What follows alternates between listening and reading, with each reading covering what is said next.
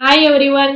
Today is day 21 of my 15 day stock market learning streak. आजचा पीक होता ट्रान्सरेल आणि आज एक खूप मोठी चूक झाली. बघूया व्हिडिओ मध्ये. मॉर्निंगला चार्ट एकदम क्लिअर दिसत होता. ट्रायंगल पॅटर्न आणि ब्रेकआउट.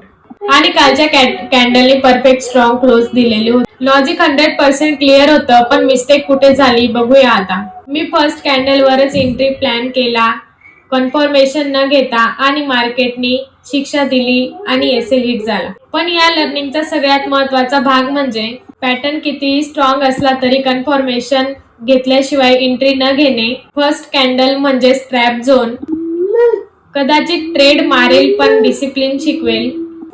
आणि त्याचबरोबर चुका लिहत चला, कारण तोच तुमचा खरा प्रॉफिट असेल.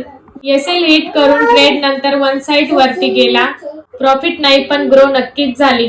ट्रेडबुक अपडेट केलं आणि आजचा डे क्लोज केला. आणि अशी चूक कोणाकोणासोबत झालीये कमेंट करून नक्की सांगा.